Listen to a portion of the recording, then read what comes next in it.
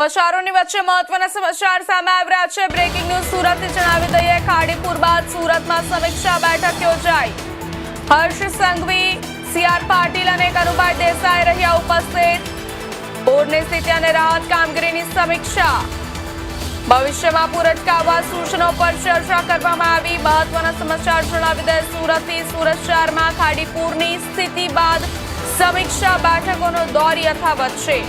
આજે નાયબ મુખ્યમંત્રી હર્ષ સંઘવી, કેન્દ્રીય જળશક્તિ મંત્રી સીઆર પાટીલ અને રાજ્યના નાણામંત્રી તથા સુરતના પ્રભારી મંત્રી કનુભાઈ દેસાઈના અધ્યક્ષસ્થાને મહત્વપૂર્ણ સમીક્ષા બેઠક યોજાઈ હતી। બેઠકમાં શહેરના પદાધિકારીઓ, જિલ્લા કલેક્ટર, મનપા કમિશનર સહિત વિવિધ વિભાગોના અધિકારીઓ ઉપસ્થિત રહ્યા હતા।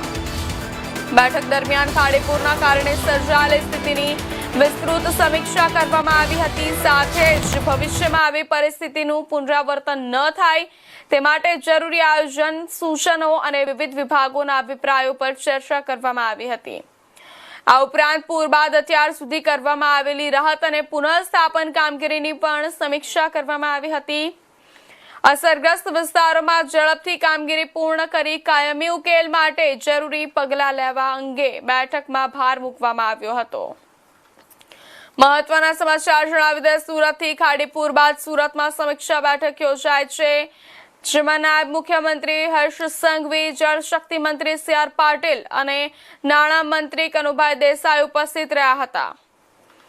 પૂરની સ્થિતિ અને રાહત કામગીરીની સમીક્ષા કરવામાં આવી। ભવિષ્યમાં પૂર અટકાવવા સૂચનો પર ચર્ચા કરવામાં આવી છે। સૌથી મોટા સમાચાર જણાવી દે, સુરતથી સુરત શહેરમાં ખાડીપુરની સ્થિતિ બાદ સમીક્ષા બેઠકોનો દોર યથાવત છે। આજે નાયબ મુખ્યમંત્રી હર્ષ સંઘવી, કેન્દ્રીય જળશક્તિ મંત્રી સીઆર પાટીલ અને રાજ્યના નાણાં મંત્રી તથા સુરતના પ્રભારી મંત્રી કનુભાઈ દેસાઈના અધ્યક્ષસ્થાને મહત્વપૂર્ણ સમીક્ષા બેઠક યોજાઈ હતી। બેઠકમાં શહેરના પદાધિકારીઓ, જિલ્લા કલેક્ટર, મનપા કમિશનર સહિત વિવિધ વિભાગોના અધિકારીઓ ઉપસ્થિત રહ્યા હતા। બેઠક દરમિયાન ખાડીપુરના કારણે સર્જાયેલી સ્થિતિની વિસ્તૃત સમીક્ષા કરવામાં આવી હતી। સાથે જ ભવિષ્યમાં આવી પરિસ્થિતિનું પુનરાવર્તન ન થાય તે માટે જરૂરી આયોજન, સૂચનો અને વિવિધ વિભાગોના અભિપ્રાયો પર ચર્ચા કરવામાં આવી હતી। આ ઉપરાંત પૂર બાદ અત્યાર સુધી કરવામાં આવેલી રાહત અને પુનઃસ્થાપન કામગીરીની પણ સમીક્ષા કરવામાં આવી હતી। અસરગ્રસ્ત વિસ્તારોમાં ઝડપથી કામગીરી પૂર્ણ કરી કાયમી ઉકેલ માટે જરૂરી પગલાં લેવા અંગે બેઠકમાં ભાર મૂકવામાં આવ્યો હતો। જે સમીક્ષા બેઠક યોજાય તે સ્થાનિકો અને નાગરિકો, સુરત શહેરના નાગરિકો અને અસરગ્રસ્તો પરિવાર માટે ખૂબ જ મહત્વપૂર્ણ સાબિત થઈ શકે છે। બેઠક બાદ ખૂબ જ મહત્વના નિર્ણય લેવામાં આવ્યા અને જે નિર્ણય પર હવે આગામી કામગીરી અને વ્યવસ્થાઓ, જે આગામી અસરગ્રસ્ત પરિવારો માટે શું પગલાં લેવામાં આવશે તે જોવાનું રહ્યું। આ બેઠક ખૂબ જ મહત્વની નીવડી શકે છે। સુરત શહેરમાં ખાડીપુરની સ્થિતિ બાદ સમીક્ષા બેઠકોનો દોર યથાવત છે।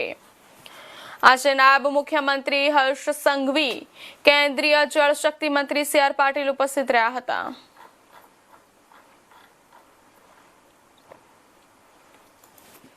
આ સમાચાર પર વધુ વિગતવાર માહિતી આપવા માટે આપણી સાથે સુરતથી બ્યુરો ચીફ જોડાઈ ચૂક્યા છે શૈલેષ ત્રિવેદીજી।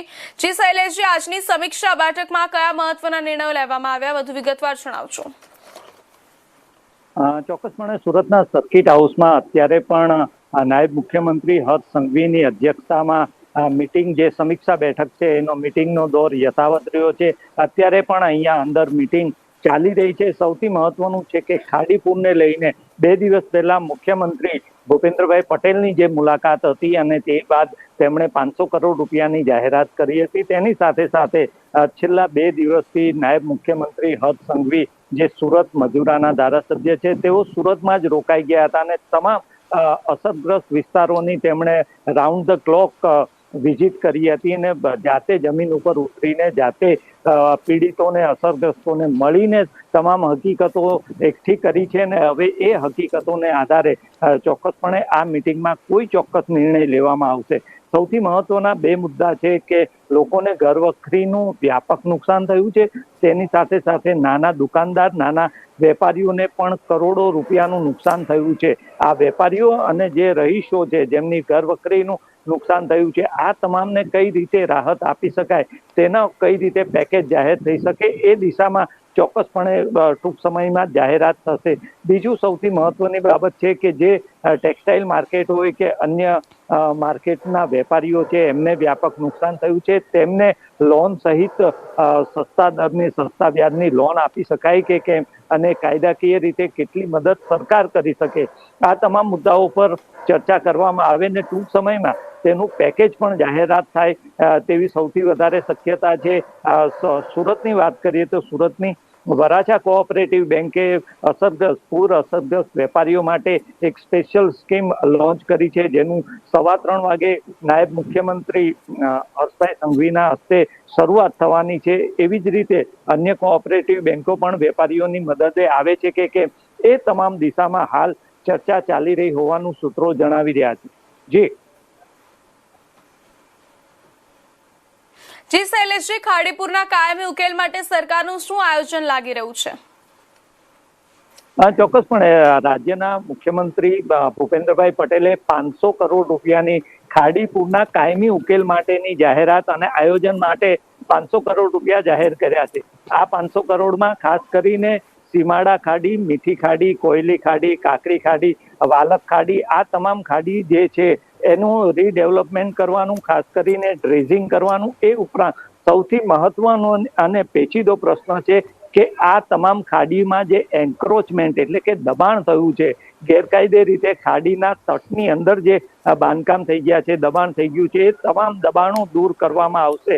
સ્વાભાવિક છે, દબાણો દૂર થાય તો ખાડીની વહન ક્ષમતા વધી જાય, પાણીની વહન ક્ષમતા વધી જાય તો આ ખાડીપુરનું જોખમ ઓછું થઈ શકે. સાથે સાથે આખો એક સાયન્ટિફિક સર્વે, વૈજ્ઞાનિક સર્વે કરવામાં આવશે અને તેના એ રિપોર્ટના આધારે આ ખાડીના રીડેવલપમેન્ટ અને ડ્રેઝિંગની કામગીરી કરવામાં આવશે. આ તમામ કામગીરી કેવી રીતે કરી શકાય તેની પણ મહત્વપૂર્ણ ચર્ચા આજની બેઠકમાં થનાર હોવાનું વિગતો સૂત્રો જણાવી રહ્યા છે. જી શૈલેષજી, આજે સમીક્ષા બેઠક આજે યોજાઈ રહી છે, તે જે અસરગ્રસ્ત પરિવારો છે અને જે વેપારીઓ છે તેમના માટે કેટલી મહત્વપૂર્ણ સાબિત થઈ શકે છે? ચોક્કસપણે છેલ્લા 4 દિવસ દરમિયાન જે રીતની પરિસ્થિતિનો સામનો રહીશો અને દુકાનદારોએ કર્યો છે, તેમને પારાવાર નુકસાન થયું છે, એ તમામ માટે આજની આ બેઠક છે એ ખૂબ જ મહત્વપૂર્ણ સાબિત થશે. ચોક્કસ છેલ્લા 2 દિવસથી રહીશો માટે 6,800 રૂપિયાની વળતરની ચૂકવણીની શરૂઆત થઈ ગઈ છે. વેપારીઓ માટે આજકાલમાં જાહેરાત થવાની શક્યતા છે. આવા સંજોગોમાં રહીશો અને વેપારીઓ માટે ખૂબ જ મહત્વપૂર્ણ આ બેઠક સાબિત થશે.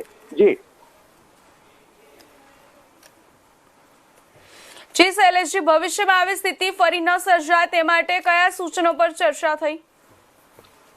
ચોક્કસપણે પૂર્ણ થઈ હોવાની વિગતો સામે આવી છે. આપણે બેઠક પૂર્ણ થઈ છે, એમાં જે રીતે અત્યારે નાયબ મુખ્યમંત્રી સહિત સૌ અધિકારીઓ, પદાધિકારીઓ બહાર છે, તેમની સાથે આપી રહ્યા છે અથવા તો એ દ્રશ્યો બતાવવાના પણ હું હાલ પ્રયાસ કરી રહ્યો છું.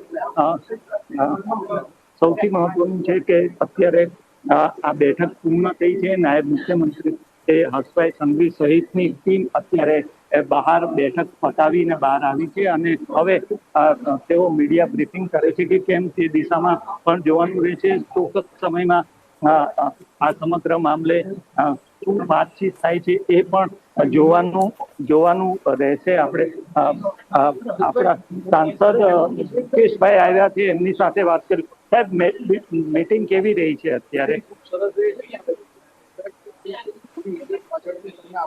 ચોક્કસ સુરતના લાભ માટેના ચોક્કસ નાયબ મુખ્યમંત્રી હર્ષભાઈ સંઘવી જે છે એ ટૂંક સમયમાં જ આ સમગ્ર મામલે હવે મીડિયા સાથે વાત કરશે, તેમ સુરતના સાંસદ મુકેશભાઈ દલાલે આપણી સાથે વાતચીતમાં જણાવ્યું.